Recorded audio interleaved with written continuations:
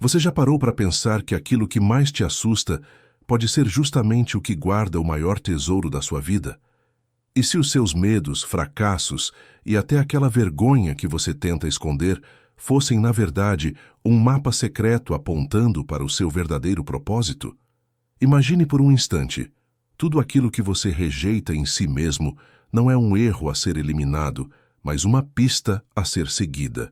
Carl Jung, um dos maiores nomes da psicologia do século XX, chamava essa parte escondida de nós mesmos de sombra. Ela é formada por tudo aquilo que não queremos mostrar. Desejos, sentimentos, impulsos, traços de personalidade que julgamos feios, inadequados ou vergonhosos.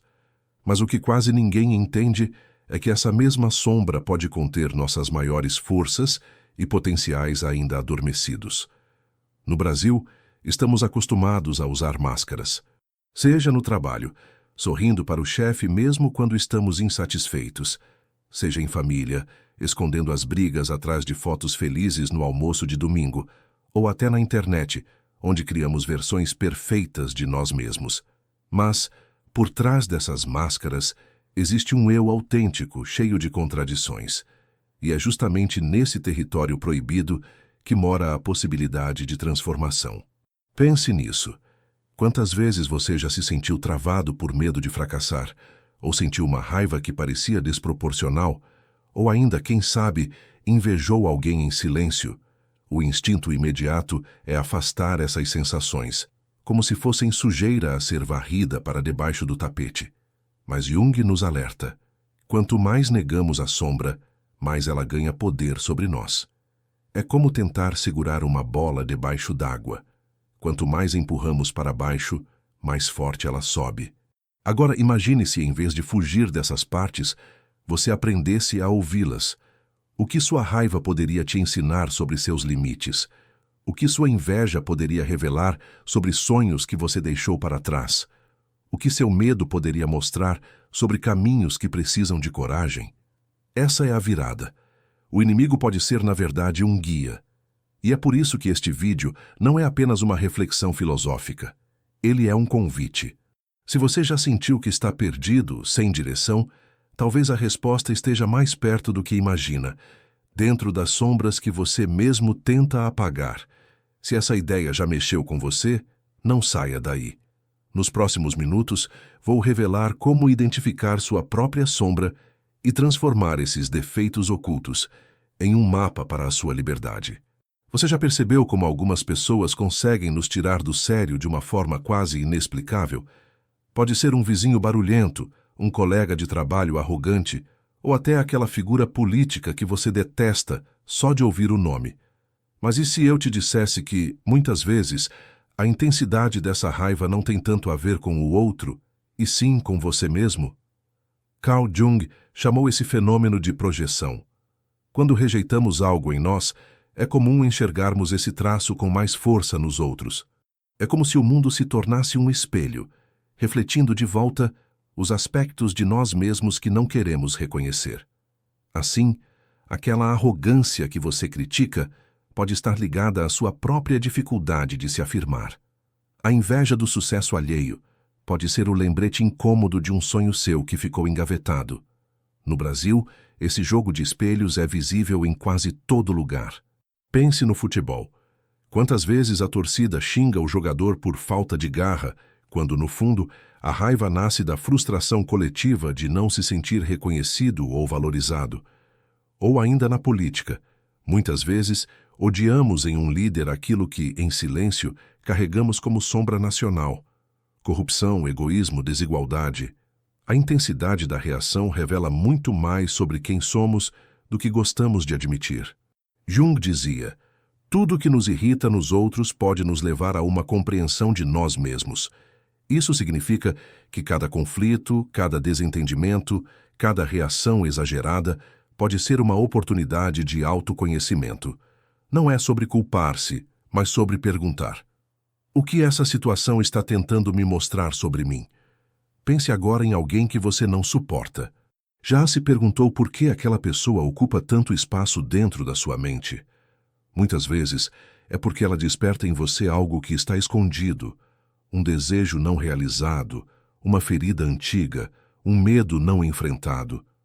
É como se a vida te empurrasse para olhar para dentro através do incômodo que sente fora.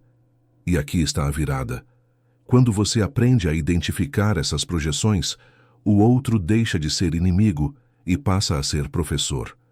Cada irritação vira uma aula sobre si mesmo. Se você quer descobrir como transformar esse espelho em um caminho de crescimento e parar de ser refém das suas próprias reações, continue comigo. Na próxima parte, vamos explorar o que Jung chamou de individuação, o processo de se tornar inteiro e descobrir quem você realmente é. Imagine um pintor que só aceita usar cores claras em suas telas. Ele pode até criar obras bonitas, mas sempre faltarão profundidade e contraste. Agora pense, não é exatamente isso que fazemos quando escondemos nossos medos, raivas ou desejos? Tentamos viver apenas com as cores bonitas, mas perdemos a chance de nos tornarmos uma obra completa. Carl Jung chamou esse processo de individuação, o caminho de integrar luz e sombra, consciente e inconsciente, até nos tornarmos seres inteiros. Não é sobre apagar o lado escuro, mas reconhecê-lo e aprender a conviver com ele. É aceitar que dentro de cada um de nós existe tanto a coragem quanto a covardia, tanto o amor quanto a inveja, tanto a generosidade quanto o egoísmo. No Brasil, temos exemplos profundos dessa integração nos próprios símbolos da nossa cultura. O samba, por exemplo, nasceu da mistura entre dor e alegria, escravidão e resistência, sofrimento e celebração. O carnaval, com suas máscaras e fantasias, é um retrato perfeito da persona, o rosto social que mostramos ao mundo e também da sombra, que aparece nas críticas, nas sátiras e na liberdade temporária de sermos quem quisermos. A individuação é justamente isso, retirar a máscara quando a festa acaba e encarar quem realmente somos, sem medo. Mas aqui está a pergunta que pode mudar o rumo da sua vida. Quem é você de verdade, quando ninguém está olhando? Será que a versão que você mostra para os outros é a sua essência? Ou apenas uma parte dela? Quantas vezes você já sufocou uma opinião para evitar conflito? Quantas vezes deixou de seguir um desejo íntimo porque não parecia aceitável? Cada vez que fazemos isso, entregamos mais poder à sombra. A jornada da individuação exige coragem. É como atravessar a floresta escura das nossas próprias contradições. Mas toda narrativa de herói mostra que só quem enfrenta o monstro interior descobre sua verdadeira força. Pense em Hércules, que além das batalhas externas, precisou lidar com sua própria fúria. Ou em Luke Skywalker, que teve de encarar a possibilidade da escuridão dentro dele antes de se tornar Jedi. Essas histórias não são apenas entretenimento. Elas são metáforas da nossa própria jornada psicológica. Até aqui você já entendeu. A sombra não é inimiga, mas um guia escondido. Mas surge a pergunta inevitável. Como lidar na prática com esse lado oculto? Falar é bonito. Mas o que fazer no dia a dia, entre o trabalho, o ônibus lotado, as contas a pagar e as preocupações familiares? O primeiro passo é a atenção aos gatilhos emocionais. Sempre que você sentir uma reação desproporcional, raiva, ciúme, vergonha, até uma admiração exagerada, pare e pergunte: por que isso mexe tanto comigo? Anote a situação num caderno ou no bloco de notas do celular. Esse simples hábito começa a revelar padrões. Talvez você perceba que se irrita sempre com pessoas que falam alto, ou sente inveja quando alguém da sua idade conquista algo que você sonhou. Esses sinais não são coincidência, são a sombra tentando se comunicar. Outra prática é o journaling, escrever para se escutar. Reserve 10 minutos por dia, talvez à noite depois do trabalho ou no intervalo do almoço, e escreva sem censura sobre seus sentimentos. No começo parece estranho, mas logo você percebe que há uma voz dentro de você que sempre esteve tentando se manifestar. E aqui vai uma dica bem brasileira. Use a música como gatilho. Coloque um samba, uma bossa, ou até um forró que te emocione e deixe as palavras fluírem. Muitas vezes a sombra se revela quando a racionalidade dá espaço à emoção. Os sonhos também são um canal direto. Jung dizia que eles são cartas enviadas pelo inconsciente.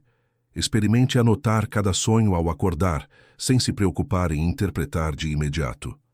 Aos poucos, símbolos se repetem. Talvez uma rua escura, uma pessoa desconhecida, um animal. Pergunte-se: o que isso representa na minha vida hoje? Esse exercício, feito com paciência, pode revelar medos antigos ou desejos escondidos. Outra técnica é o diálogo com a sombra.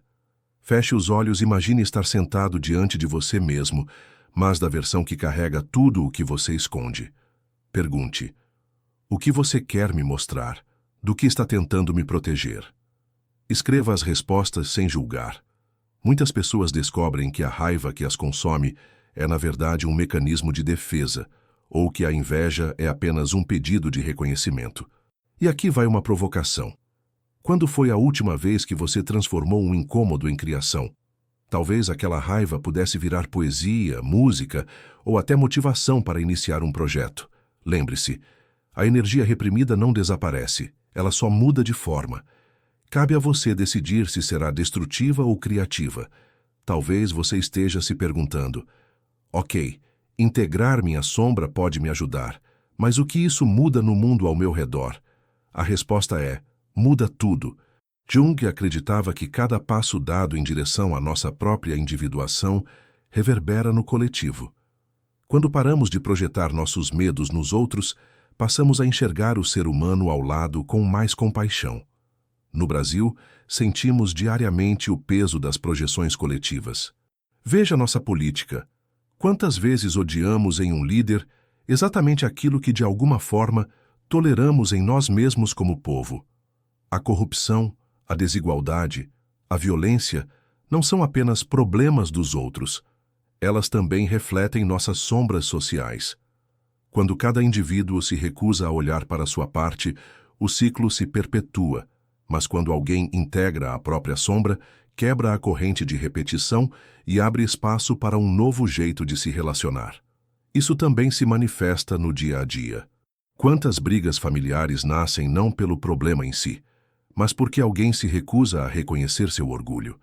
Quantas amizades se rompem por ciúmes ou invejas não admitidas? Quando você decide olhar para dentro e assumir suas fragilidades, algo mágico acontece. Os conflitos diminuem, o diálogo se fortalece, a empatia cresce. A sombra, antes um fantasma, se torna ponte de conexão. E há outro efeito poderoso: a criatividade social. Aquela raiva que antes virava ressentimento pode virar engajamento numa causa. O medo pode se transformar em coragem para empreender, estudar ou liderar. A inveja pode ser canalizada como inspiração para buscar crescimento. Grandes artistas, líderes e pensadores brasileiros já mostraram isso. Pense em Cazuza transformando dor em poesia, ou em pessoas anônimas que, diante da dificuldade, criaram movimentos comunitários em suas cidades. A sombra, quando integrada, é combustível de transformação. Mas aqui está a verdade final. Sua sombra não é apenas sobre você. Ao aceitá-la, você contribui para um Brasil mais consciente. Imagine se, em vez de projetarmos ódio e rancor, aprendêssemos a assumir nossas próprias dores. Teríamos menos polarização e mais diálogo, menos medo e mais esperança. Então eu te deixo um desafio. Durante esta semana, escolha uma sombra para iluminar. Pode ser um medo, uma inveja, uma raiva ou até um desejo que você sempre empurrou para o fundo. Olhe para ele, escreva sobre ele, converse com alguém de confiança. Dê um pequeno passo, porque cada vez que você faz isso, não apenas muda sua vida, você ajuda a mudar o país inteiro. Se essa mensagem tocou você, inscreva-se no canal, compartilhe com alguém que precisa ouvir isso e vamos juntos espalhar uma filosofia prática que transforma de dentro para fora.